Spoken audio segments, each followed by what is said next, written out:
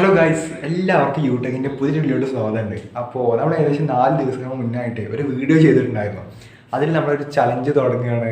മണി hunt എന്നുള്ള പേരിൽ നമുക്ക് ഏകദേശം ഒരു മാസത്തിൻ്റെ അകത്തായിട്ട് നമുക്ക് 5,000 റുപ്പീ ഉണ്ടാക്കിയെടുക്കണം എന്നുള്ള ചലഞ്ചൊക്കെ ആയിട്ട് കാര്യം പറഞ്ഞിട്ടുണ്ടായിരുന്നു.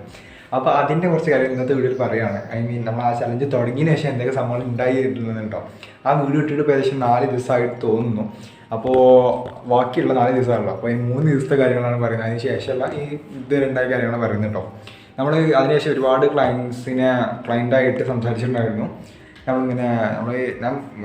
പറഞ്ഞിട്ടുണ്ടായിരുന്നു ഞാൻ വെബ് ഡെവലപ്പറാണെന്നുള്ളത്. അപ്പോൾ ഞാൻ വെബ് മാത്രമല്ല, അതിൻ്റെ ഒപ്പം തന്നെ ആയിട്ട് നമ്മൾ ഗ്രാഫിക് ഡിസൈനിങ് ഒക്കെ ചെയ്യുന്നുണ്ട്. അപ്പോൾ എല്ലാവർക്കും ചിലപ്പോൾ ചില സമയത്ത് എനിക്ക് മനസ്സിലാക്കാൻ പറ്റുന്ന വെച്ചാൽ എല്ലാവർക്കും വെബ്സൈറ്റ് ആവശ്യം കാണുന്നില്ല.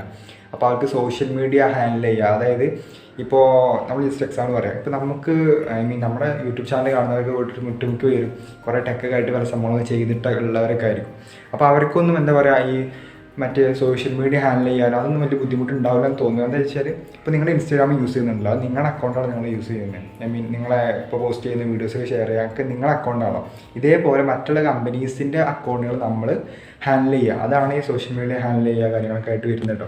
അപ്പോൾ അതിൽ ഞാൻ ഒരു എന്താ പറയുക, ഒരു ചെറിയൊരു കമ്പനി എന്ന് പറയാനില്ല, ഒരു ചെറിയ ഷോപ്പ്, അങ്ങനെയുള്ളൊരു ഷോപ്പിൻ്റെ വർക്ക് എടുത്തു. അങ്ങനെ ഫസ്റ്റത്തെ പേയ്മെൻറ്റ് നമുക്ക് കിട്ടിയിട്ടോ. അത് സോഷ്യൽ മീഡിയ ഹാൻഡിൽ ചെയ്യാനില്ല, നമുക്ക് പോസ്റ്റർ കാര്യങ്ങൾ ചെയ്ത് കൊടുക്കാനാണ്. ഹാൻഡിൽ ചെയ്യുന്ന കാര്യങ്ങളൊക്കെ അവർ തന്നെ ചെയ്യുമെന്ന് പറഞ്ഞു. പോസ്റ്റർ ഇപ്പോൾ വളരെ സിമ്പിളായിട്ട് പറയുകയാണ്. നിങ്ങൾക്ക് പോസ്റ്റർ ചെയ്യാൻ അറിയില്ല എന്നുണ്ടെങ്കിൽ വളരെ എളുപ്പത്തിൽ ചെയ്യാൻ പറ്റിയ സംഭവമാണ്. ക്യാൻവയിലുള്ള കുറേ ടെംപ്ലേറ്റ്സ് ഉണ്ടാവും, അതൊന്ന് ചേഞ്ച് ചെയ്ത് കണ്ട് ടെംപ്ലേറ്റ്സ് ഓൾറെഡി ഉണ്ടാവും, അതിൽ കണ്ടന്റ് ഒന്ന് ചേഞ്ച് ചെയ്ത് കാണാൻ നിങ്ങൾ ഇതേപോലെ ക്ലയൻസിന് ചെയ്ത് കൊടുത്താൽ തന്നെ നിങ്ങൾക്ക് പേയ്മെൻറ്റ് ആകാൻ പറ്റും. അപ്പോൾ ആ രീതിയിലൊക്കെ ഒന്ന് ട്രൈ ചെയ്താൽ ഒന്നുകൂടെ ബെറ്റർ തോന്നുന്നു കേട്ടോ. അപ്പോൾ അങ്ങനെ ഏകദേശം 2 ദിവസം കഴിയുമ്പോൾ തന്നെ നമ്മുടെ കയ്യിൽ ഏകദേശം 2,350 രൂപ സംതിങ്, 2,300-200 ആ റേറ്റിലോട്ട് വന്നിട്ടുണ്ട്. ആ പേയ്മെൻറ്റ് കിട്ടിയിട്ടുണ്ട് നമുക്ക്. അപ്പോൾ അത് സിമ്പിളായിട്ടുള്ള കാര്യം തന്നെ. അത്ര വലിയൊരു ഡിഫിക്കൽട്ടായിട്ടുള്ള എനിക്ക് തോന്നിയില്ല. നമ്മൾ വെബ്സൈറ്റൊക്കെ ചെയ്യുകയാണെന്നുണ്ടെങ്കിൽ ഏകദേശം ഒരു 1 മന്ത് ടൈം ലൈനൊക്കെ പറയാറുണ്ട്. ഇത്ര സമയത്തിനുള്ളിൽ നിങ്ങൾക്ക് ചെയ്തു തരുന്നുള്ളത്. അപ്പോൾ അത് അഡ്വാൻസ് പേയ്മെൻറ്റ് എന്നാണ്ട് പിന്നെ നമ്മൾ ചെയ്യാറില്ല. അതിനുശേഷം വർക്ക് കംപ്ലീറ്റ് ചെയ്യുമ്പോൾ ഫുൾ പേയ്മെൻറ്റ് എടുത്ത് ചെയ്യും. അപ്പോൾ അങ്ങനെ ഫസ്റ്റ് പേയ്മെൻറ്റ് കിട്ടിയെന്നായിരുന്നത് വീട്ടിൽ പറയാനുണ്ടായിരുന്നു. 2,300-200 സംതിങ് കിട്ടിയിട്ടുണ്ട്. അപ്പോൾ ഇനി നമുക്കുള്ളത് ഏകദേശം ഇനി 2,500 2,500 അല്ല 2,800 ആക്കുമ്പോൾ തന്നെ കിട്ടിക്കഴിഞ്ഞാൽ നമ്മുടെ ചലഞ്ച് കംപ്ലീറ്റ് ആവും. അതാണ് പറയാനുള്ളത്. അപ്പോൾ ചലഞ്ച് നമ്മൾ തുടങ്ങിയിട്ട് തന്നെ ഏകദേശം 4 ദിവസം ആയിട്ടുള്ളതായിരുന്നു. അപ്പോൾ ഇതിന് തന്നെ നമ്മൾ ഓൾമോസ്റ്റ് പകുതി നമ്മളിപ്പോൾ ഉണ്ടാക്കി കഴിഞ്ഞു. അപ്പോൾ എനിക്ക് തോന്നുന്നത് വെച്ചാൽ ഇപ്പോൾ നിങ്ങളൊരു ബിഗിനർ ആണെന്നുണ്ടെങ്കിൽ നിങ്ങൾ ഒറ്റയടിക്കാൻ ഇത് ചെയ്യുമ്പോൾ ഭയങ്കര ബുദ്ധിമുട്ടായിട്ട് തോന്നും. നിങ്ങളിതിന് മുന്നേ മറ്റുള്ള ക്ലയൻസിനൊന്നും റീച്ച് ഔട്ട് ചെയ്തില്ല എന്നുണ്ടെങ്കിൽ, നിങ്ങൾ ഫസ്റ്റ് ടൈം ആണെന്നുണ്ടെങ്കിൽ ഭയങ്കര ബുദ്ധിമുട്ടായിരിക്കും നിങ്ങളുടെ സ്കില്ല് നിങ്ങൾക്ക് സെല്ല് ചെയ്യാനായിട്ട്. ഒരു ക്ലയൻറ്റ് കണ്ടെത്തിയാണ് ഞാൻ ഈ സംഭവങ്ങളൊക്കെ ചെയ്യുന്നുണ്ട്, നിങ്ങൾക്ക് എന്താ ആവശ്യമുണ്ടോ എന്നൊക്കെ അവരൊന്ന് കൺവിൻസ് ചെയ്ത് എടുക്കാൻ കുറച്ച് ബുദ്ധിമുട്ടുണ്ടാകും. അത് നിങ്ങൾ ഒരുപാട് ക്ലയൻസിനൊക്കെ ആയിട്ട് സംസാരിക്കുമ്പോൾ ഓൾമോസ്റ്റ് ശരിയാവും. പിന്നെ നിങ്ങൾ മറ്റൊരു കാര്യം നോക്കേണ്ടതെന്ന് വെച്ചാൽ, എനിക്ക് തോന്നിയുള്ള കാര്യമാണ്, നിങ്ങൾ കേരളത്തിലുള്ള ഇങ്ങനെ ക്ലയൻസിനൊക്കെ പിടിക്കുകയാണെന്നുണ്ടെങ്കിൽ അവർക്ക് ഫുള്ള് നല്ലൊരു എമൗണ്ട് ഒന്നും ചെയ്യാൻ വലിയ താല്പര്യമൊന്നും ഉണ്ടാവില്ല. നിങ്ങൾ പുറത്തുള്ള, ഇപ്പോൾ ഇന്ത്യക്ക് പുറത്തുള്ള നമ്മളെ കേരളത്തിലുള്ള ആൾക്കാർ കുട്ടികാണ്ട് മറ്റുള്ള ക്ലയൻസിനെ പിടിക്കരുതെന്നുള്ള നല്ലത് തോന്നുന്നു. അപ്പോൾ നിങ്ങൾക്ക് ഇംഗ്ലീഷൊക്കെ നല്ല ഫ്ലുവൻ്റായിട്ട് സംസാരിക്കാനൊക്കെ അറിയുന്നുണ്ടെന്നുണ്ടെങ്കിൽ നിങ്ങൾക്ക് അങ്ങനെയുള്ള വർക്കും ഞങ്ങൾക്കായിട്ട് എടുക്കാം.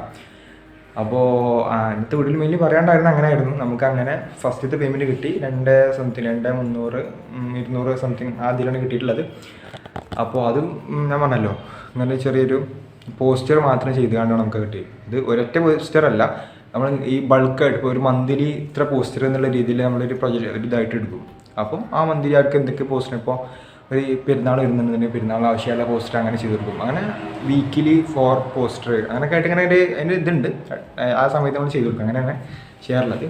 അപ്പോൾ നിങ്ങളും ആ രീതിയിൽ ഒന്ന് ട്രൈ ചെയ്ത് നോക്കുക. അപ്പോൾ നമ്മുടെ ഫസ്റ്റത്തെ പേയ്മെൻറ്റ് കിട്ടിയെന്നായിരുന്നു ഇന്നത്തെ വീഡിയോയിൽ പറയാനുണ്ടായിരുന്നത്. അപ്പോൾ നമ്മൾ ചലഞ്ച് നമ്മളെ കൊണ്ട്, ഞാൻ ആദ്യം വിചാരിച്ചത് ഒറ്റടിക്ക്, ഞാൻ സത്യം പറഞ്ഞാൽ ഇതിനോട്ട് ഇരുന്ന് കഴിഞ്ഞാൽ ഞാൻ നല്ല ഹാർഡ് വർക്ക് ഇത് കണ്ട് പല സംഭവങ്ങൾ ചെയ്യും.